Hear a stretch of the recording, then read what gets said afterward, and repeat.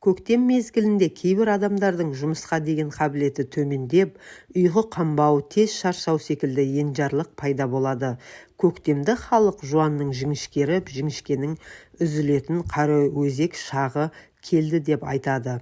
Дәрігерлер мұның барлығы ағзадағы дәрумендер қорының азаюынан болатынын айтады. Ал дәрумен тапшылығы түрлі ауруларды өршітеді. Көктемде иммунитет неге әлсірейді? Әлсіздіктен қалай құтылуға болады? Дәрумен тапшылығын қалай жоямыз және қыстағы тойымды рационды көктемде қандай құнарлы тағамдар жеу арқылы алмастырамыз?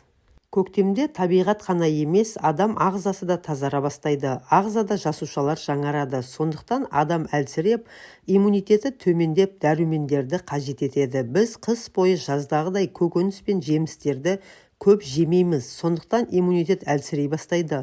Осы кезде ағзадағы дәрумендер қорын толтырып отырмаса, эндокринді жүйенің жұмысы нашарлап, созылмалы аурулардың өршу қаупі артады.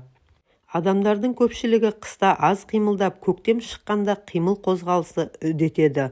Осы кезде әлсіреп тұрған иммундық жүйеге бірден күш түседі.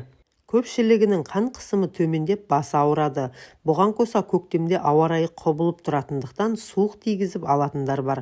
Осылайша көктемгі әлсіздікке тап болады. Дәрумен жетіспеген кезде бас айналып, ұйқы басады. Адам тез шаршайды, жүйкесі жұқарып, сәл нәрсеге ашуланады. Шаш жиі түсіп, көздің көруі нашарлайды.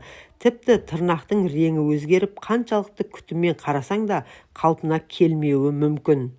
Тырнақта сызықтар мен дақтар пайда болады. Дененің терісі құрғап, тіпті қабыршақтанып кетеді. Мұндай кезде бұрыннан созылмалы аурумен ауыратын адамдардың дерті қайта қозыса, кейбіреулер жаңадан ауру жұқтыруы мүмкін. Ер адамдарға қарағанда әйелдер дәрумен тапшылығына жиі ұшырайды. Өйткені әйел ағзасындағы физиологиялық өзгерістерге байланысты дәрумен қоры азаяды. Ең алдымен әр адам салауатты өмір салтын ұстанып, жүйелі тамақтану керек. Мүмкіндігінше табиғи тағамдарды пайдаланғаны жөн. Оның ішінде ұлттық сусындарымыз шұбат пен қымыз ішіп тұрса, тіпті иммунитет күшейеді. Ағзасында кальций жетіспейтін адамдар тары жегені дұрыс. Бұған қоса ас мәзірінде көкөністерді жиі пайдалану керек. Құрамында дәрумендері көп тамақты талғап жеу керек. Мәселен, сәбіз ең пайдалы көкөніс.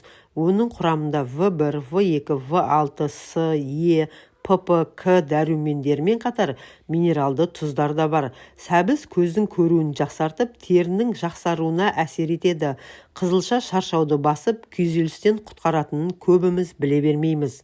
Дұрыс тамақтану дегеніміз диета ұстау емес, артық салмақтан арылу үшін кейбір қыз-келіншектер түрлі диетаға әуес болады. Дұрыс тамақтану арқылы әрі салмағыңызды азайтып, әрі ағзаға күнделікті қажет ақуыз, май, көмірсуларды мөлшерімен тұтынуды үйрену керек. Көктемде барлық адамның бойында әлсіздік пайда болады. Оның ішінде созылмалы сырқатқа шалдыққандарға тіпті қиын. Дұрыс ұйқы режимін сақтау, физикалық белсенді болу, дәруменге бай тамақтарды пайдалану маңызды. Сондықтан гастрит, панкреатит, холециститпен ауыратындар және асқазан жарасы бар науқастар дұрыс тамақтануға мұқият көңіл бөлгендері жөн. Дұрыс тамақтанудың негізгі ережелері. Бірінші, жиі әрі аз-аздан тамақтану. Күніне әр 2,5-3 сағат сайын 5-6 рет тамақтану қажет. Екінші, рационда ақуыздың, майдың және көмірсудың болуын қадағалау. Үшінші, бір күн ішінде тұтынатын майды, ақуызды және көмірсуды тәбетіңізге қарай ретімен ішіп жеу. Төртінші, таза су. Күніне 2 литрден жоғары мөлшерде су ішу керек. Бесінші, таза тамақ. Жартылай фабрикаттардан, тез дайындалатын тағамдардан және тәттіден бас тарту.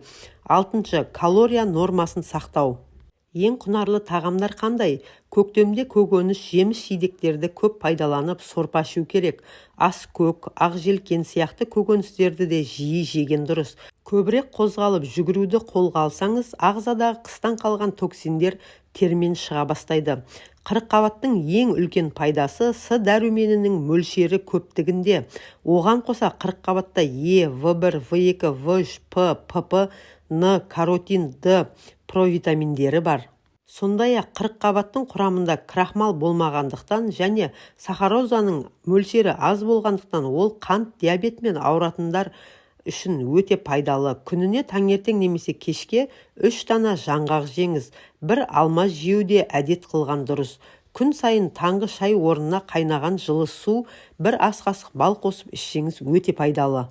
Жылы судың үстіне жарты лимон шырынын сығып қосуыңызға болады. Ол жасушалардың жаңаруы мен жасаруына жақсы көмектеседі. Тәуліктік қуатыңызды сарқылмауына, өзіңізді сергек сезінуіңізге көп үлес қосады. Көктемде әлсіреудің тағы бір себебі адамдар қыста күннің қуатын аз алады. Соның салдарынан дәрумендер ағзаға сіңбейді. Мәселен, Д дәрумені күн сәулесі арқылы бойға жақсы сіңеді. Ал қыста бойдағы дәрумендердің қоры таусылып, көктем туған кезде адамның басы айналып ұйқы басады. Мәселен, сүттің құрамындағы Д дәрумені кальций жетіспеушілігінің алдын алады. Егер әлсіздіктен дер кезінде құтылмаса, адам жүрек ауруына шалдығуы мүмкін. Өйткені әлсіздік жүрекке күш түсіреді. Сондай-ақ Д дәруменінің жетіспеушілігі әлсіздікке, бүйрек пен қан тамырларының ауруларына әкеліп соғады. Мұндай кезде жұмыртқа мен балықты молырақ жеу керек. Темір жетіспеген кезде де ағза әлсірейді, ал йод жетіспеген кезде ашушаңдық және ұйқышылдық пайда болады. Егер көгертіп алған жеріңіз көпке дейін қалыпқа келмесе, сізде С дәрумені жетіспейді. Сондай-ақ қызыл иек қанап, жүрек жиі қағып, өзіңізді жайсыз сезінсеңіз де С дәрумені тапшы болуы мүмкін. Сергек жүрудің тағы бір құпиясы көбірек қимылдау. Физикалық белсенділік жоғары болса, ауру сырқаудан, әлсіздіктен ада боласыз. Пияздың құрамындағы С дәрумені мен каротиннің көптігін ескере отырып, пиязды ас мәзірінен түсірмеген жөн. Көктемде денсаулыққа ерекше мән берген абзал. Видеоны соңына дейін көргеніңізге рахмет. Видео пайдалы болса, тіркеліп лайк басуды ұмытпаңыз. Деніңіз сау болсын.